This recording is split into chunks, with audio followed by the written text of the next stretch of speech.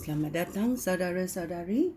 Hari ini kita bersambung belajari baptism dalam Roh Kudus Allah. Ya. Hari ini kita mau masuk dalam Kisah Rasul-Rasul babak 9. Ini mengenai Saulus. Saulus menganiaya jemaah. Siapa ni Saulus? Kita tengok dalam gambar ni, Saulus ini macam orang yang garang. Muka dia garang sangat. Apa berlaku? Saulus adalah seorang yang berusaha untuk membinasakan jemaah-jemaah yang percaya kepada Yesus Kristus. Apa dia buat? Dia pergi dari rumah ke rumah dan mengheret pengikut-pengikut Yesus keluar rumah, baik lelaki maupun perempuan. Lalu dia memasukkan mereka ke dalam penjara. Sungguh takut kan? Ini Saulus. Apa berlaku? Saulus meneruskan ancamannya untuk membunuh pengikut Tuhan. Saulus pergi kepada Imam Agung dan meminta Imam Agung memberi surat kuasa untuk ditunjukkan kepada pemimpin rumah ibadat orang Yahudi di Damascus. Dengan demikian, jika di situ dia menjumpai pengikut-pengikut Yesus, dia ada kuasa kerana ada surat. Dia ada kuasa untuk menangkap mereka, baik lelaki maupun perempuan, dan membawa mereka balik ke Yerusalem untuk dihakimkan. Dalam perjalanan ke Damsyik, iaitu Damascus, apabila dia sudah hampir dekat kota itu, tiba-tiba cahaya dari langit memancah di sekeliling Saulus. Saulus pun jatuh ke tanah lalu mendengar suara berkata kepadanya, "Saulus, Saulus, mengapa engkau menganiayai aku?" Saulus bertanya, "Siapakah kamu, Tuan?" Suara itu menjawab, "Aku, Yesus yang engkau aniayai. Bangunlah dan masuklah ke bandar Damsyik. Di situ engkau akan diberitahu apa yang harus engkau lakukan." Tuhan tidak memberitahu dia apa yang berlaku. Dia hanya mengarahkannya masuk ke dalam bandar Damsyik. Orang yang seperjalanan dengan Saulus berhenti dan terdiam kerana mereka terkejut. Mereka mendengar suara itu tetapi tidak melihat sesiapa pun. Saulus berdiri lalu membuka matanya, tetapi dia tidak dapat melihat apa-apa. Dia menjadi buta. Oleh itu, orang yang mengikutnya memegang tangannya dan memimpin Saulus masuk ke Damsyik. 3 hari Saulus ada di Damsyik. 3 hari lamanya Saulus tidak dapat melihat, dan selama itu dia tidak makan ataupun dia pun tidak minum. Makan minum pun tak ada. Bila sudah jadi buta, hati dia sakit kerana tak boleh lihat lagi. Dia ingat dia tidak boleh lihat lagi seumur hidupnya. Tetapi apa berlaku dalam ayat 10? Seorang pengikut Yesus bernama Ananias tinggal di Damsyik.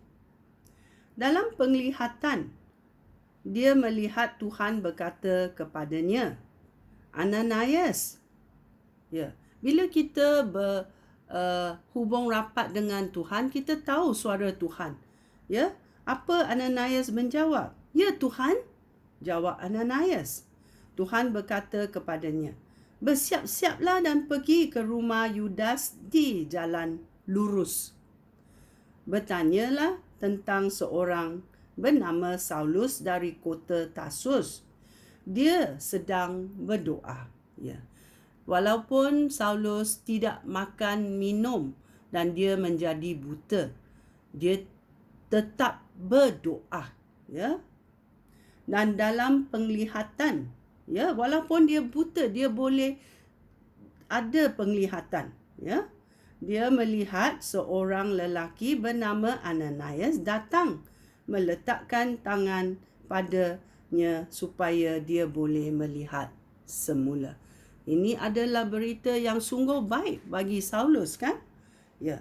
Ananias menjawab kepada Tuhan, "Ya Tuhan, banyak orang sudah memberitahu aku tentang orang ini. Dia sudah melakukan banyak perkara yang kejam terhadap umat kamu di Yerusalem.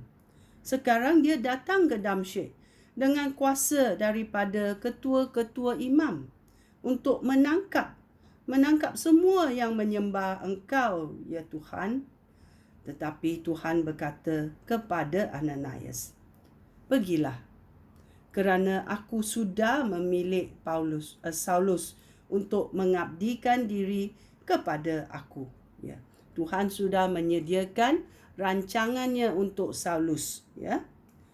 Untuk apa? Mengabdikan diri kepada Tuhan, supaya dia memberitakan nama aku kepada bangsa-bangsa bukan Yahudi, ya. Dan juga raja-raja dan juga umat Israel. Semua penderitaan yang harus dialaminya kerana aku akan aku tunjukkan kepadanya. Ya, ini sungguh kuat. Apa yang kita buat dahulu yang jahat tu, ya, ia akan datang kembali. Kerana apa yang Saulus menderita, ya, datang kembali kerana dia membunuh banyak orang, ya. Apa akibatnya, ya? Semua penderitaan yang harus dialami oleh Saulus akan Tuhan tunjukkan kepada Saulus. Oleh itu Ananias pergi dan masuk ke rumah itu, lalu meletakkan tangannya pada Saulus. Dan dia berkata, "Saudara Saulus," iaitu sudah menjadi saudara kerana Saulus percaya kepada penyelamatan Yesus Kristus, ya. Katanya, "Saudara Saulus, Tuhan sudah mengutus saya, Yesus yang menampakkan diri kepada saudara Saulus dalam perjalanan kemari. Sudah mengutus aku di sini supaya saudara boleh melihat semula dan dikuasai oleh Roh Allah." So, Ananias menjamah Saulus dan Saulus dikuasai oleh Roh Allah.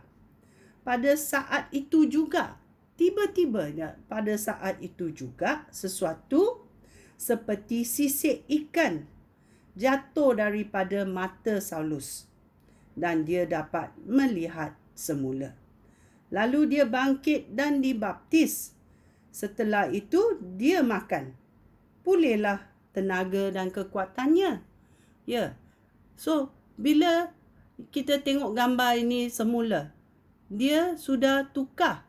Roh Kudus sudah datang mengurapi Saulus dan dia tukar nama kepada Paulus. Ya. Dan muka dia menjadi gembira. Dia bersuka cita kerana Roh Allah adalah roh yang suci, roh yang bersuka cita.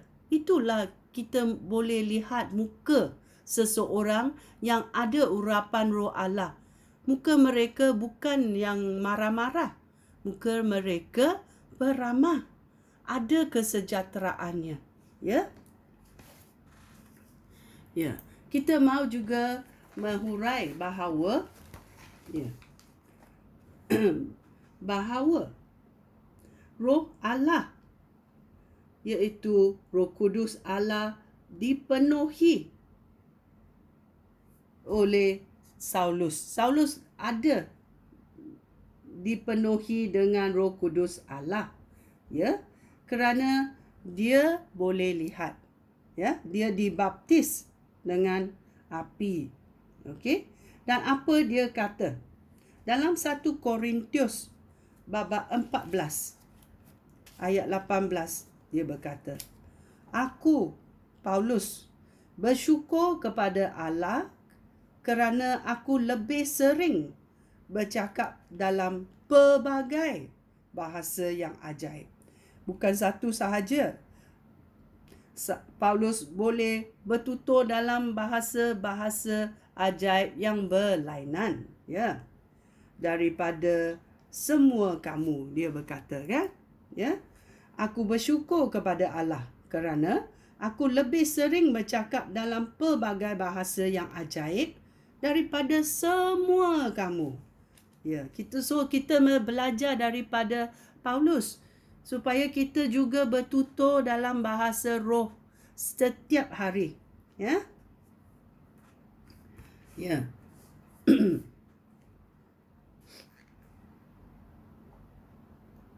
Dan dalam 1 Korintius bab 14 ayat 39 berkata, oleh itu, saudara-saudara aku, berusahalah untuk menyampaikan perkabaran daripada Allah.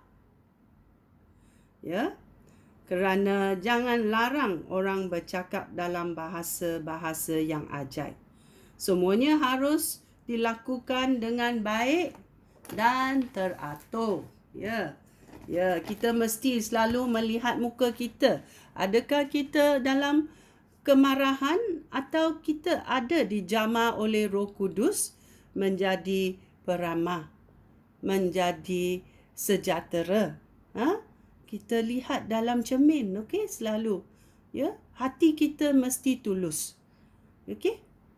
Dalam nama Yesus kita berdoa. Amen.